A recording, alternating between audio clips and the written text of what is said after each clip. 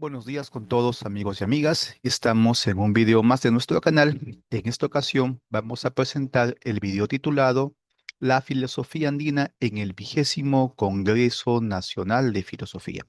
Como ustedes saben, la semana pasada se llevó a cabo el 20º Congreso Nacional de Filosofía Augusto Salazar Bond, ¿no?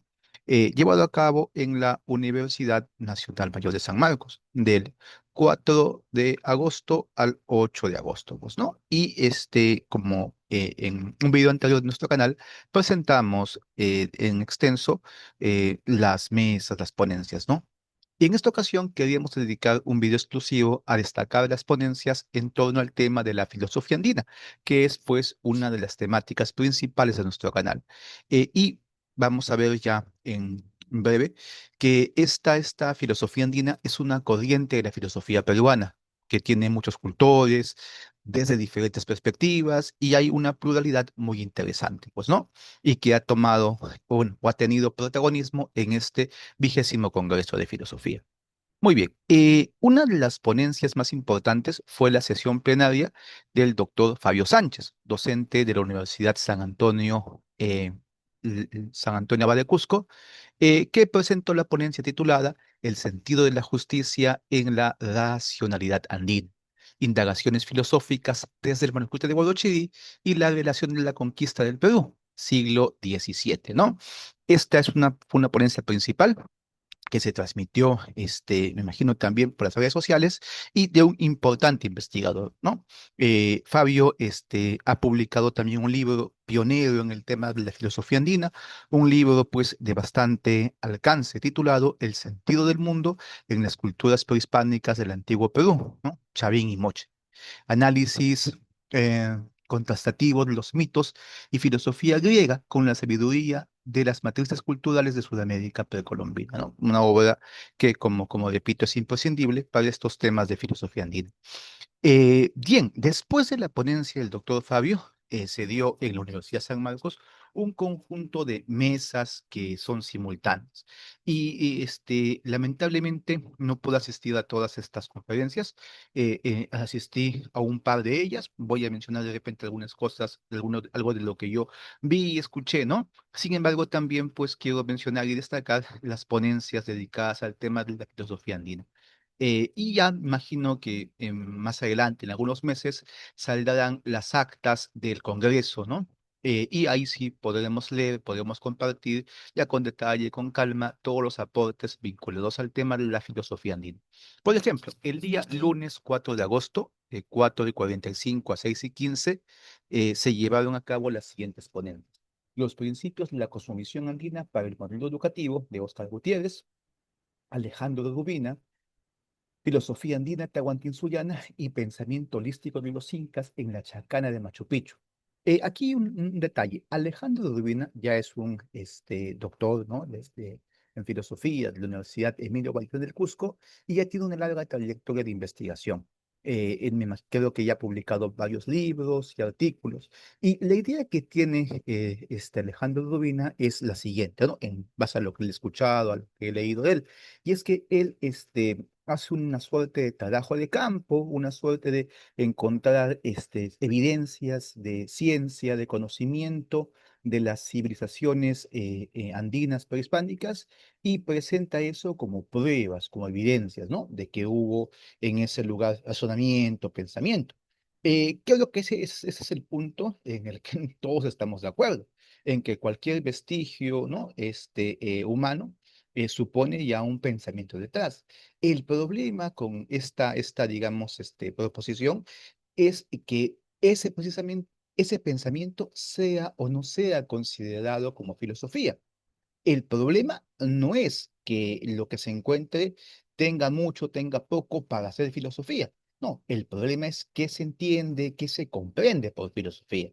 El problema es la definición de filosofía que se maneja, ¿no? Lo vamos a ver después, ¿no? Pero justamente ahí, digamos, hay una operación lógica, diríamos, que habría que observar, pues, ¿no? Un acto interpretativo que está de fondo en esta propuesta de Alejandro Rubina. Luego tenemos, pues, un amigo nuestro, Nelson Pauca, de la Universidad Nacional Mayor de San Marcos, que él presenta un trabajo titulado Allin Causa de los ñaufalunas en el manuscrito de Huamampoma de Yala, ¿no? Trabaja pues un tema importante, un tema vigente como es el Allin Causa, ¿no? En la propuesta del buen vivir, de la vida buena, ¿no? Y en este caso, pues, desde la crónica de Felipe Huamampoma de Ayala. Luego, el mismo día lunes, de 4:45 a 6:15, miren, como ven ustedes, una mesa paralela que hacía imposible estar en dos lugares a la vez, ¿no? Uno tenía que elegir entre una u otra mesa. Tenemos pues al doctor Asís Vela, ¿sí? Filosofía peruana tahuantinsullana, una primicia a nivel mundial. Y según me parece, según recuerdo, el libro del doctor Asís Vela estaba circulando, ¿no? Muy amablemente el doctor Vela lo estaba repartiendo entre sus asistentes, de modo que tiene pues este libro, tenemos este libro para revisión, para lectura, ¿no? Muy bien, y luego está la ponencia de Rocío Pérez, de la Universidad Emilio Valdizán del Cusco, Cosmovisión andina y saber filosófico temprano en las pinturas rupestres de Gil Harumi Wanu, ¿no?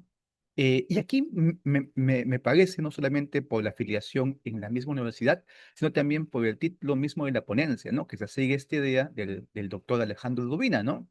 De que partir de lo empírico, si queremos, para demostrar, ¿no? La existencia de una filosofía, ¿no? Una operación, una estrategia interpretativa que pues, podemos observar, ¿no? O puede nos preguntarse de entrada qué se entiende por filosofía, ¿no? Bien, luego Cristian Pizarro, de la UNI, presentó la ponencia Sirenas, filósofos y otros monstruos del nuevo mundo. ¿Eh? Muy bien. Ese mismo día, a esa misma hora, teníamos la ponencia de Ángelo Macedo, Ontología, el concepto de usía en el pensamiento quechua. Ya por eso el título está bastante interesante.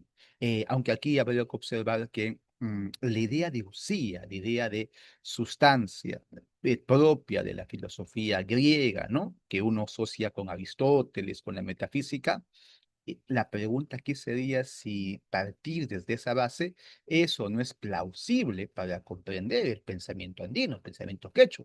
Claro, hay algunos que dirán que sí, que es válido, ¿no? Que pueden asimilarse ambas ontologías.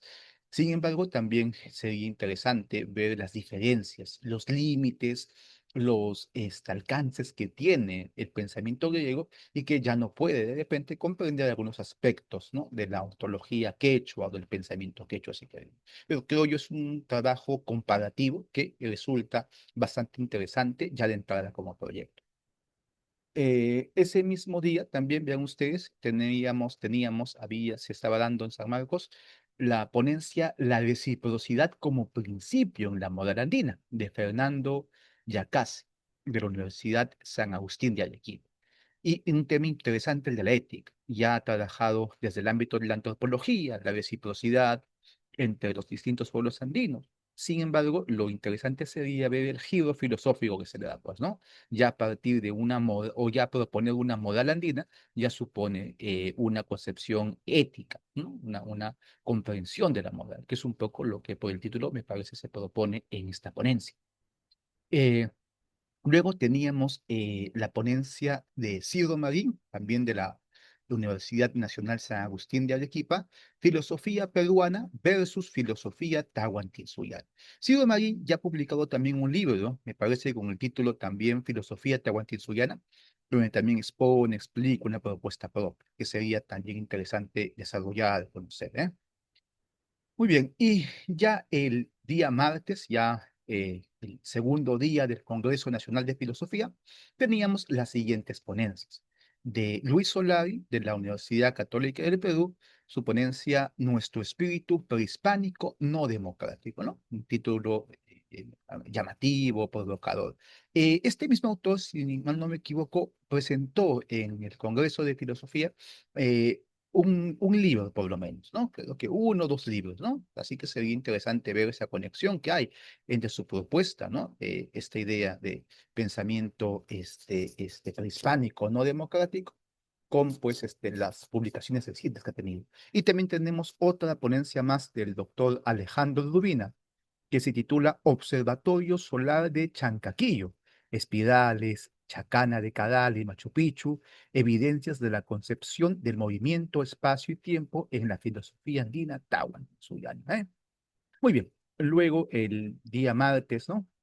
De 6:15 a 7:45, teníamos las ponencias de Jorge Polo, ejemplificación y evidencia en la historia neoindigenista, consideraciones para la filosofía de la historia andina y amazónica. Luego a Mario Mejía Guamán, Filosofía Andina, Balance y Perspectiva en el primer cuarto del siglo XXI. Y luego Roxana Lazo, Números y Relaciones Cualitativas en los diseños prehispánicos y en el manuscrito de Guadalquivir. Estuve en esta mesa, escuché a los tres ponentes, me parecieron intervenciones muy interesantes, muy acertadas.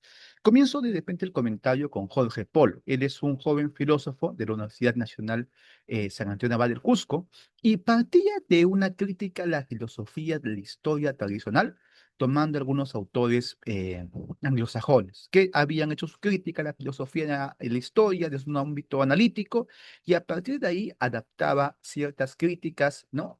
Analíticas al ámbito, pues, de los autores indigenistas. Sobre todo ahí, Jorge Polo quería enfocar desde una óptica nueva el viejo debate entre Luis Eduardo Valcárcel y Uriel García, proponiendo una lectura narrativista, ¿no? Una lectura que de repente tenía ahí una novedad. Sin embargo, lo que yo observé es que, a ver, la crítica que se le hacía a la filosofía de la historia, ¿no?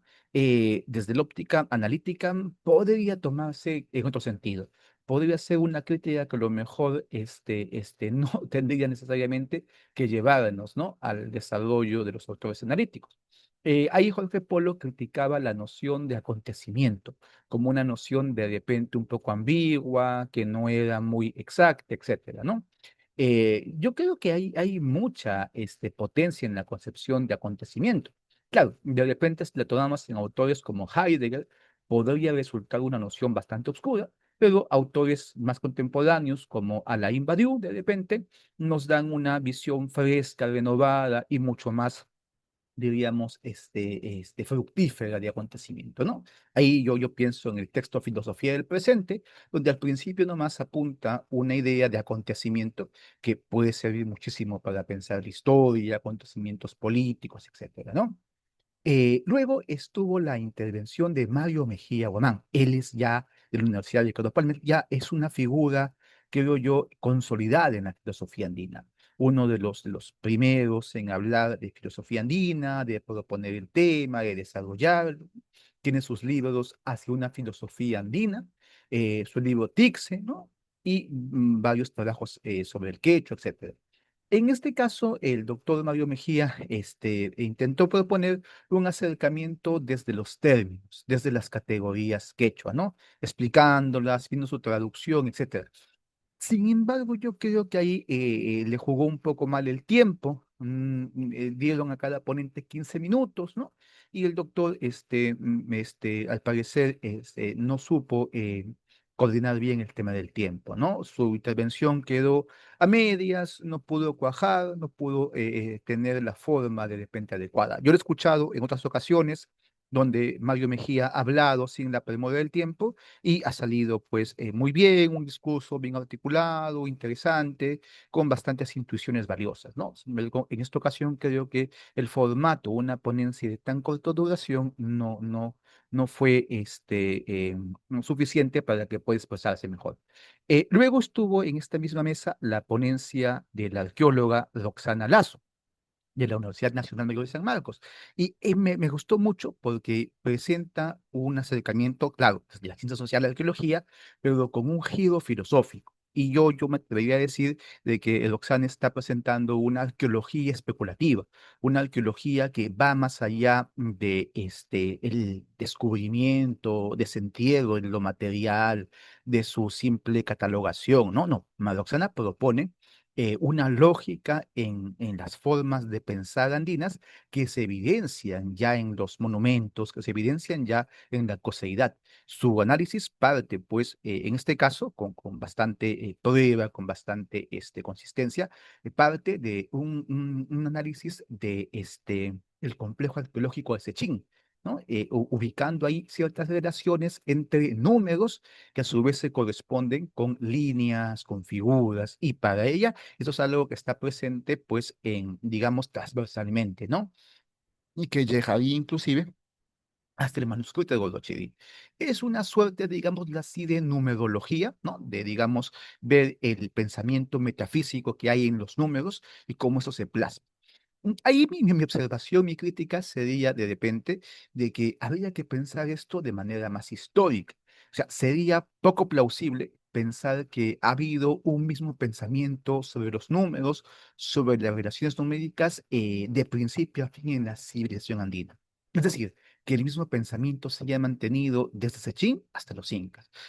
No, yo supongo, yo creo que puede introducirse la hipótesis de un desarrollo histórico, de que primero tuvieron esa intuición, luego se desarrolla, luego se complejiza y luego pasa a otro nivel, ¿no? O sea, ver, es claro, el desarrollo, ¿no? En este caso del concepto número, pero desde un punto de vista evolutivo, desde un punto de vista donde captemos su desenvolvimiento, no como algo estático, no como algo que se mantiene, así desde el principio de los tiempos, ¿eh? Pero sí, es un trabajo bastante elogiable y de lo más interesante. Luego teníamos la mesa sobre Gamaliel Churata, la cual pude asistir. Ahí escuché las ponencias de Ailén Tito Mejía, de la Universidad Nacional de San Marcos, Autodefensa, Justicia, Estrategias Míticas en el Pez de Oro de Gamaliel Churata. Luego teníamos la ponencia de Jonathan Cornejo, Cosmovisiones de lo útil, un diálogo entre Martin Heidegger y Gamaliel Churata. Y luego Abel Rodríguez, ¿no? Nos visitaba este compañero desde Puno con su ponencia Epistemología rupestre en la obra de Gamaliel Churata, un análisis crítico desde el altiplano ponente. Cada una de estas tres ponencias presentaba una lectura de Churata, ¿no? Del pez de oro específicamente. En el caso de Aileen, desde temas vinculados con la violencia, con el género, ¿no? Ahí citaba a Walter Benjamin y trataba de actualizar el mensaje del pez de oro en un contexto más ético, político y contemporáneo, obviamente. En el caso de Jonathan Cornejo, él estaba leyendo pues el tema de la utilidad, el estar a la mano, el ser en el mundo, en una suerte de entrecruzamiento, ¿no? Entre Heidegger y Gamaliel Churata, mostrando que es posible, que es factible una lectura filosófica del pez de oro, una lectura inclusive no solamente que es posible, sino que es necesaria, que lo interesante de Churata se comprende solamente desde un punto de vista filosófico. Y bueno, ahí también estaba la intervención de Abel Rodríguez, que complementaba muchas cosas que se estaban diciendo desde esta idea de una epistemología rupestre, ¿no? Lo de Abel Rodríguez me pareció una visión panorámica de conjunto muy importante para ubicarse en varios temas de este autor. Lo interesante o el plus vino después, cuando estuvieron digamos, dentro del público, dos grandes estudiosos de Gamaliel Churata, que aportaron, ¿no? A la conversación, a la disertación. Ahí intervino el investigador Aramayo, ¿sí? Omar Aramayo, si no me equivoco, y Ricardo Barín, ¿no? Marini es el editor de las obras de Camilo Churata, ¿no? Menos en unas ediciones, y lo que dijeron ellos fue muy interesante porque confirmó la relevancia, la importancia, la vigencia de este pensador, ¿no? Que está siendo estudiado, retomado desde diferentes ámbitos y que muchas mesas, muchas ponencias también, ¿no? Se dirigieron a valorar el pez de oro y otras obras, ¿no? Así es que es un autor que tenemos pues que estudiar, es un autor que va a estar presente en la filosofía peruana contemporánea, ¿no? Como merecidamente lo tiene por la profundidad, la densidad de sus planteamientos. Aunque ya desde un punto de vista más personal, yo te tendría ahí un comentario que hacer. Muchos estaban en esa mesa y en otros lados también poniendo a Miguel Churata como el filósofo peruano más importante. Ahí habría que preguntarse qué entiende, qué se entiende por filósofo. Eh, si es que, por ejemplo, seguimos la definición de Hegel, que dice que la filosofía se expresa en conceptos, que la filosofía es un ejercicio conceptual, ¿no? De tratar de definir lo que es. Lo de Gamaliel Chudata, pues no es exactamente eso. El pez de oro no es un tratado filosófico como la metafísica de Aristóteles o la crítica de la razón pura de Kant. Es una obra, claro, donde hay filosofía, pero en un lenguaje metafórico, figurativo, en un lenguaje literario, lleno de metáforas, de juegos, etcétera, ¿no? De ahí que se acerca más, según lo que yo opino, lo que yo creo, a lo que son los poetas, ¿no? Poetas filosóficos, poetas metafísicos, ¿no? Leo a Gamaliel Churata y pienso en Goethe, pienso en Hölderlin, pienso en Percy Shelley, ¿no? Pienso en autores que, claro, usan la literatura, la poesía, ¿no? La lírica para pensar, para plantear una problemática, pero ellos mismos se asumen como poetas, se asumen pues no como el filósofo que trabaja con el concepto, sino pues como aquellos que están trabajando desde la imagen, la figura, el símbolo, para también plantear un discurso, ¿no? Yo creo que Gamaliel Churata es relevante para la filosofía sin que él mismo sea filósofo, sin que él mismo tenga que ser encasillado, etiquetado como filósofo, ¿no? Me gustaría mucho saber qué piensan los amigos, ¿no? Acerca de este comentario y preguntarnos si a Chudata le interesaba, le importaba ser considerado como filósofo, ¿no? O que se suenen los platillos y se lo consagre como el filósofo peruano más importante, ¿no? Yo creo que eso es secundario, yo creo que su obra es filosóficamente relevante y eso es lo principal, ¿no? Y esas investigaciones muestran ello, dan cuenta de ello. Muy bien, luego teníamos el día ya jueves, ¿no? El día miércoles no hubo actividades, era un día feriado. El día jueves se llevó a cabo la ponencia Cosmovisión Amazónica, Presupuestos Ontológicos de los Pueblos Ashaninka, ¿no? De Smith Yard. Creo que lamentablemente esta fue la única ponencia dedicada al tema amazónico, de la filosofía amazónica. Eh, claro, alguien puede decir, no, la filosofía andina contiene ya la filosofía amazónica, ¿no? Que la filosofía andina ya, digamos, habla de estos temas. No necesariamente. A mí sí me parece necesario que se visibilice el tema de la Amazonía también desde trabajos filosóficos. Y sería muy saludable que en el futuro hubiera más acercamientos desde la filosofía a las cuestiones vinculadas con la Amazonía, ¿no? Con sus mitos, tradiciones, con el lenguaje, ¿no? O de repente desde un enfoque desde la antropología con un giro filosófico. Pero es necesario también hablar de la Amazonía. Luego teníamos la mesa de religión y cosmovisión andina con las ponencias de Eifela Ramírez, de la Universidad Nacional Mayor de San Marcos, Religión y Política, el caso del Estado peruano y Luis Soto, de la Universidad Científica del Sur, Reciprocidad y Carnaval en la filosofía andina, ¿no? El tema de la reciprocidad, del carnaval, es el tema de la fiesta. Es un tema que puso en boga Joseph Sterman en su libro Cosmovisión Andina. Hay bastantes referencias a cómo el ser, ¿no? Lo absoluto, ¿no? La verdad, si queremos, ¿no? Lo que es para el hombre andino se realiza no tanto en la teoría, sino en la fiesta. Es una especie de ser en la fiesta, ¿no? En mi tesis de maestría, desde una óptica muy heideggeriana, toco también el tema de la fiesta, aunque desde una crítica, ¿no? Desde una posición escéptica respecto a ese planteamiento, ¿no? Del ser en la fiesta o el ser para la fiesta. Muy bien. Y compañeros, compañeras, claro, después, digamos, de llevarse a cabo estas ponencias, quiero destacar mi propia intervención. El día jueves 7, de 3 a 4:30, se llevó a cabo el conversatorio La filosofía andina amazónica. Ahí yo, Javier Hernández, estuve compartiendo mesa con el doctor Lucas Palacios, ¿no?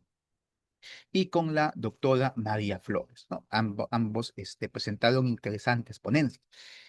El caso del doctor Lucas Palacios, él presentó una ponencia vinculada, que hacía una aclaración entre la diferencia entre filosofía y cosmovisión, ¿no? Muy interesante, creo yo, útil para distinguir conceptos. El doctor Palacios respondía a la pregunta por qué en su obra, por qué en su texto, ¿no? Principal, la filosofía andina prehispánica no había tocado el tema de la religión. ¿no? Que es una crítica que de repente también observamos. Y la respuesta muy acertada, creo yo, es que bajo la premisa que él maneja, bajo la idea que tiene de qué es la filosofía, la religión no entra, la religión no se considera filosofía, ¿no? Y más bien ahí él planteaba una diferencia tajante entre cosmovisión y filosofía. La cosmovisión, el doctor Palacios la entendía como irracional, como algo vinculado de repente con la ignorancia, vinculado con un modo de ser inauténtico, diría, ¿no? Mientras que la filosofía, al contrario, era el cultivo de la racionalidad, el cultivo de cierta luz, de cierta claridad conceptual en el pensamiento, etcétera, ¿no? Cabe decir que esa distinción podría ser muy tajante. Desde otra óptica, podría más bien plantearse una continuidad, ¿no? Sin embargo, tomemos esa observación, ¿no? Que hace el doctor Palacios, y hay algo curioso, que es que el doctor Palacios dice de que en su óptica, ¿no? Bajo sus conceptos, la religión no es filosofía, la religión no puede considerarse, ¿no? Filosóficamente, en su propio libro y en sus investigaciones, el doctor Palacios habla del idealismo dentro de la filosofía andina prehispánica. Y curiosamente, este idealismo está muy vinculado con la religión. Él mismo lo destaca, ¿no? Ahí de repente sería interesante, importante una aclaración. Si es que la religión no es filosofía, ¿cómo así se incluye, ¿no? El tema del idealismo dentro de la filosofía hispánica? Que en su propio texto también está dicho, ¿no? Está ahí destacado, se vincula pues con sacerdotes, con cultores de los dioses, ¿no? Una corriente como todo idealismo vinculado con la religión, ¿no? Claro, ahí es bien interesante porque el doctor Lucas Palacios quiere destacar el lado más científico, más empirista, más materialista en el pensamiento andino, ¿no? En la filosofía en la prehispánica, pero particularmente a mí me parece muy interesante esto del idealismo andino, pues, ¿no? Muy bien, y en el caso de la doctora María Flores, ella presentó en su intervención, en su ponencia, como que temas. El tema de la teoría, el conocimiento, la nociología andina y la ética andina. Y la entrada que proponía era una suerte de trabajo de campo, una suerte de ir y preguntarles a los hombres andinos contemporáneos actuales, llevándoles preguntas filosóficas, ¿no? Y ellos contestaban, hablaban, decían, ¿no? Y claro, a partir de esto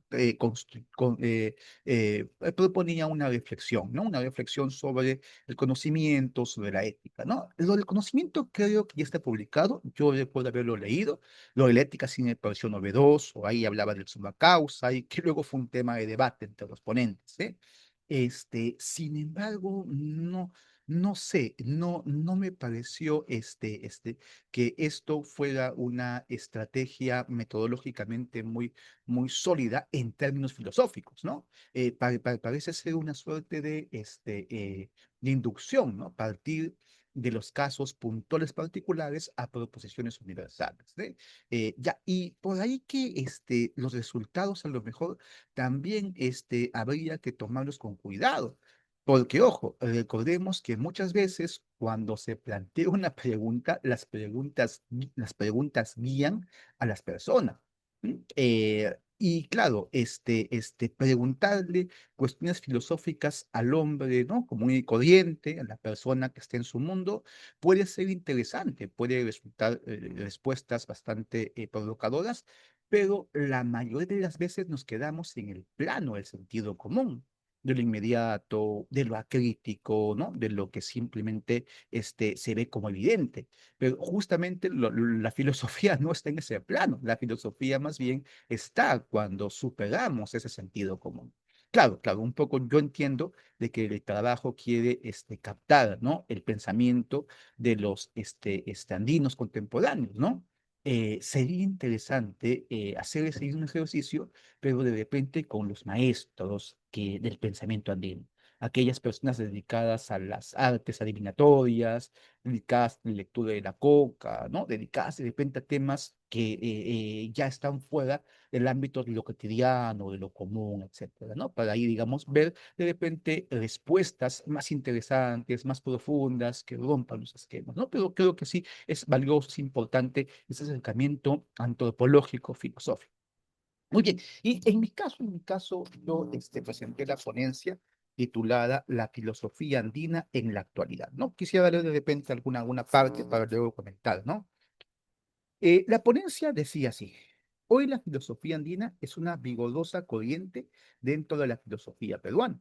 Piensas en la cantidad de ponencias dedicadas al tema, ¿no? Como ya dijimos que hemos demostrado. Pero, ¿qué cosa es la filosofía andina? Una primera respuesta puede asumir que se trata de afirmar la existencia de una filosofía prehispánica, denominando filosofía al mito, la religión o aquello que tenga cierta similitud con lo producido en Occidente.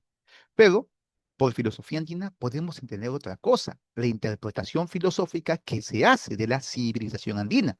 Es decir, esta filosofía se definiría por el tratamiento que se hace de su contenido. Ahí estaría el componente filosófico como tal. Ahora bien, cabe precisar que el segundo sentido que hemos propuesto contiene al primero. Es decir, afirmar o negar una filosofía prehispánica es posible desde una interpretación, desde un particular lenguaje que se adopta. Por ejemplo, partiendo de cierta definición de filosofía, se asume que hay un hilo de continuidad entre religión y filosofía. Entonces, se podría hablar de distintas filosofías, pues se hará pasar por filosóficas especulaciones teológicas. Pero desde una contraria definición de filosofía, se asume por esta un pensamiento que rompe con los mitos y establece una reflexión divorciada de la religión.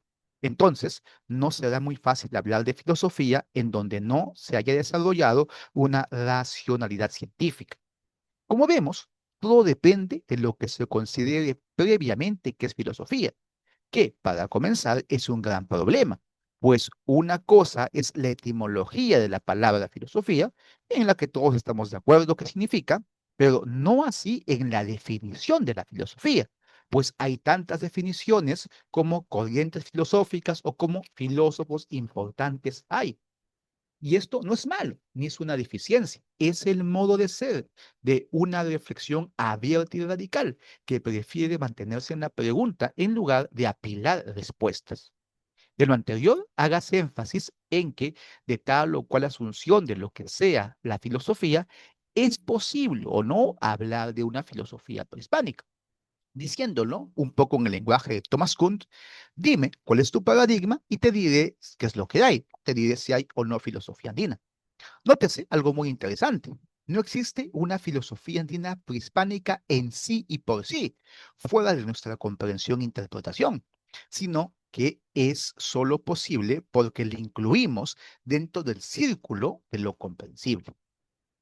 De este modo, se abre un amplio campo para las más diferentes interpretaciones, donde es posible hablar bajo ciertas condiciones de una filosofía inca, filosofía wari, filosofía nazca, filosofía moche o filosofía prehispánica en general, en el sentido siguiente: adoptando cierta idea de lo que es la filosofía.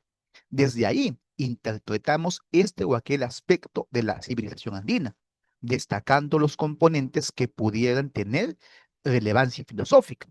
Algo parecido sugería Pablo Quintanilla, pues decía que en toda lengua, sí, específicamente en el caso del quechua, hay presupuestos filosóficos. Yo creo que no solo en la lengua, sino también en la cultura en general de un pueblo puede contener esos presupuestos, que en un diálogo intercultural con alguna filosofía más explícita pueda mostrarse, pueda visibilizarse.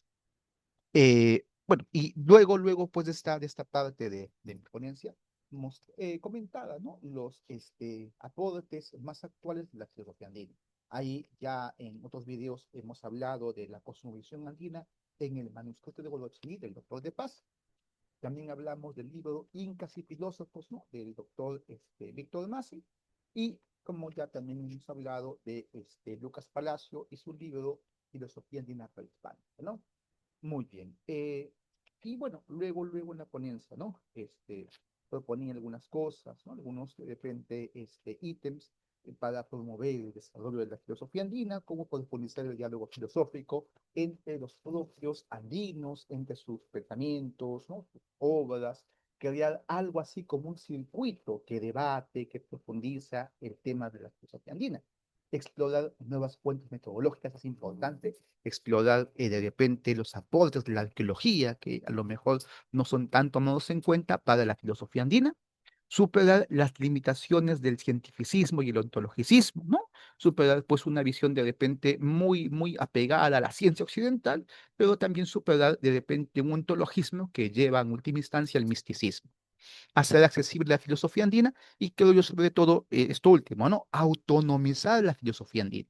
Es decir, darle a la filosofía andina un espacio para que pueda desarrollarse como un ejercicio teórico intelectual, que no esté subordinado a los intereses cotidianos, contingentes del momento, pues, ¿no? Que no sea parte de una ideología, sino que sea filosofía como tal, ¿no? Es decir, un pensamiento riguroso, teórico, que tenga sus propias reglas, ¿no? Y que pueda ir pues más allá de los afanes políticos inmediatos, ¿no? Muy bien. Eso era lo que proponíamos, ¿no? Y digamos, de repente hay algunas acotaciones más. Bien, amigos y amigas, muchas gracias por seguirnos hasta aquí. Muchas gracias por ver este video y en una próxima ocasión seguiremos desarrollando estos temas, ¿no? En nuestro canal, recuerden que tocamos temas de filosofía andina, filosofía en general, temas también vinculados con la actualidad, con la vida política de nuestro país. Muchas gracias y será hasta una siguiente ocasión.